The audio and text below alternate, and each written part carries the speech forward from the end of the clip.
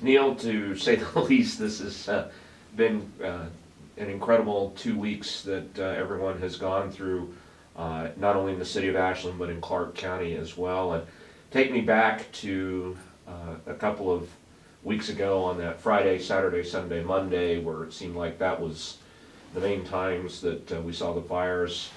From your personal experience, I'm sure everyone has their own story. How did yours go during that time frame? On Monday is when it started here, a week ago Monday. And I went to Inglewood at 12 o'clock.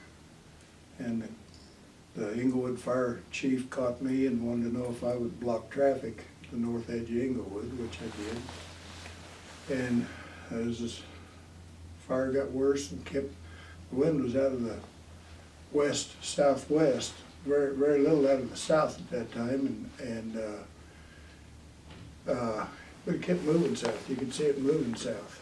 And so as I was blocking traffic, I was observing this, and then smoke clouds kept getting closer and closer, and I saw it jump the highway. Flames were over 50 feet high and over a half-mile wide, the initial fire.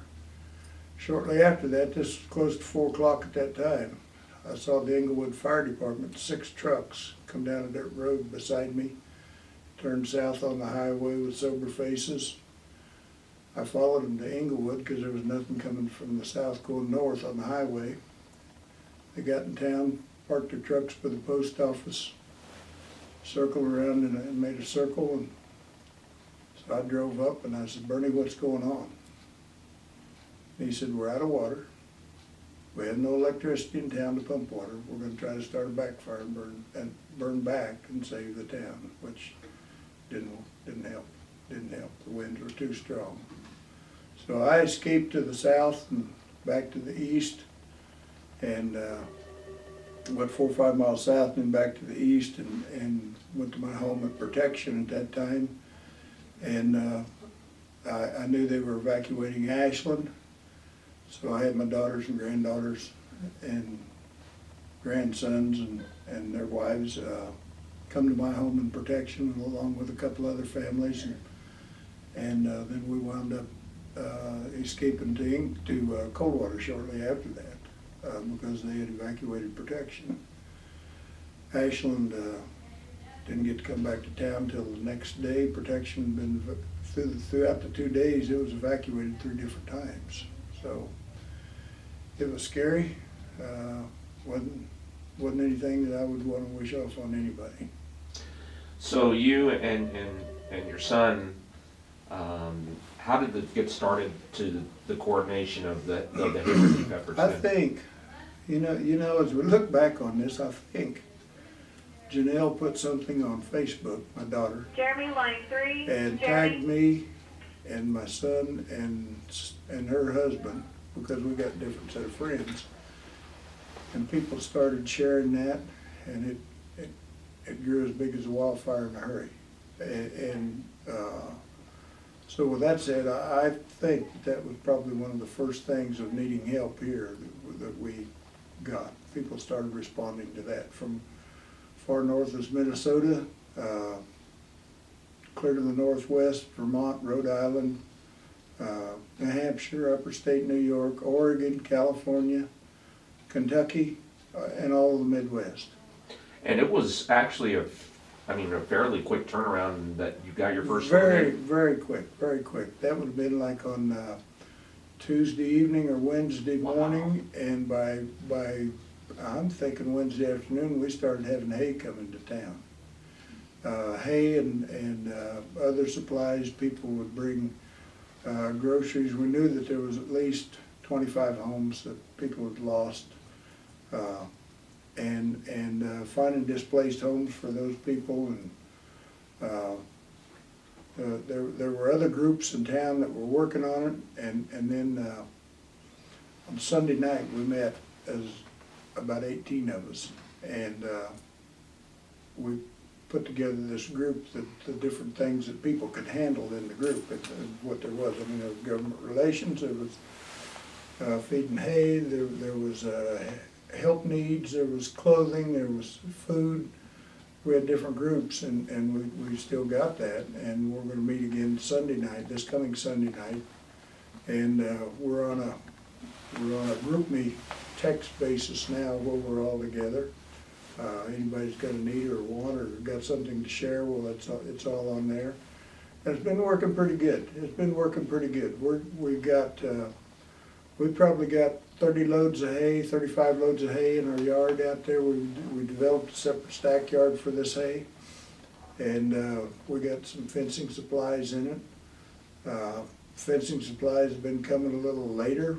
We are getting a lot of groceries, health needs for the displaced people. They're all in homes now, whether it be with another family member or in another home completely. But now's the cleanup. So let's talk about the distribution of the hay that comes in, the fencing supplies. How are you handling that with the local producers around here who are in need of those supplies? We've got a list of all of the local producers in Clark and Comanche County. And they went to them with their needs, what they wanted, what they needed. And some of them responded, some of them were a little reluctant to respond. I had one guy say, Neil, I don't want to be a beggar in front of Walmart. I said, it's not that. These people are here to help, accept it, you're in need, and go. And make things work. We forget the state lines and forget the county lines. This is farmers and ranchers helping farmers and ranchers is what it is. So with that said, the outpouring of hay has been wonderful. That's the biggest thing that we're taking care of. Some fencing supplies have come so far, and it's getting distributed throughout the area. Are you and your staff handling the distribution, or if people come in, they can come in and pick that up? We've got some things down in that stack yard down there. Anybody can come in and pick up anything that they want to in there. There has been some of the bigger things that have been shipped right to the farm, just like the hay is and ranch. We're trying to get as much hay according to people's needs to the ranch so that we don't have to handle the stuff twice. We've been very good at that, getting that done, and these guys don't mind one bit going to somebody's ranch. I think they want to see the country too as much as anything. Yeah. And obviously you appreciate all the hay that is coming in. Is there a primary need right now, or a primary thing that really would top the priority list as to what is needed supply-wise? We haven't got any rain yet since all of this happened, obviously. We've got a lot of good brome-type grass hay. We've got some corn stalks, and they're going to a specific place where we know where they can use that, utilize it. We've got different kinds of hay. Right now, alfalfa hay with a little protein in it would be wonderful to help blend with some of the other stuff that we have. Fencing supplies, barbed wire and T-post. T-post to government specification is a 5.5 foot post with a 1.33 pound per foot rating on it. Not the 1.25, but a 1.33. Barbed wire can be a 12.5 gauge with a 14 gauge barb on it. Either a 2-barb or a 4-barb, and 2-barb will work as far as government specifications will work. Because we talked about the regulations and how tight they are. Yeah. As to what, like you said, specifically This is needs what people are asking. This is what the donors are asking. What do you need for the government regulations? This is something too that is not going to be a short term, and the folks in Barber County learned that as well, that supply is going to be constantly needed as you head into the summer months. Oh yeah, clear through the summer month. There's over 700 miles of fence to build. But what we need to do is get a perimeter fence and then we'll work on the cross fences and whatnot. Can you talk about, and I'm sure it's still going to be coming on how many people I see on social media saying, hey, we're organizing people to come down here to help. And I'm sure there have been a myriad of people who have volunteered their time just to say, hey, what can I do? Or, hey, what do you need done? I'm not in charge of any of that. There's a lady named Holly Fast here in town that is. And if we see anything like that, we'll refer them right to them, because we've got our hands full just taking care of the hay situation. This may be hard to answer now. How long do you anticipate doing what you and your son and your kids are going to be doing, what you're currently doing right now? Jeremy, line one. I can see it. Line one. Clear through the summer, probably, to an extent. There'll be needs clear through the summer. I asked several people this about, and then they made the comment to me that they're never going to look at a natural disaster the same way again. You feel the same way?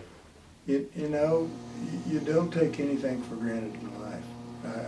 I've found that out. It's like a death in the family. You can't prepare for it. You think you can. There's some things you can do, but it's the ultimate. You can't prepare for it. You got to act on your instincts and rely on a gut feeling to get yourself out of it. Because you're seeing both ends of it in the aspect of all these people coming in from so many different places to offer what they have. Has it hit you emotionally? Yeah. My wife and I got into some smoke the other night, and we got smoke inhalation.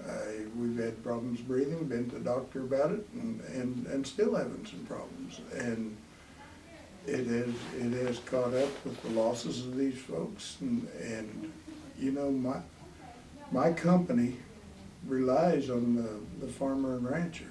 And if we don't take care of them, we're out of business. If I don't have them, I'm out of business. And I care for these people too much. 25 years ago when I bought this company, it was a bankrupt feed mill at that time. When I bought it 25 years ago, I didn't have a customer. And now we've got a lot of loyal people that are here every day. And they've taken care of me, and it's my turn to give back. The ranchers and farmers are a hardy group. They're a tough bunch of characters. They're good people. They're not ones that's gonna stand on the street corner and visit every day. They come in and they get their needs, and they might go by the coffee shop, but most times they don't. And they're gonna go back and doing what they do best, and that's taking care of their cattle and taking care of the land. If you had a message for those who have come in to offer their services or donated hay or donated product, if you had a chance to say, what would you tell them? If you've got a problem, we'll be there to help you tomorrow. Perfect. We'll be there tomorrow.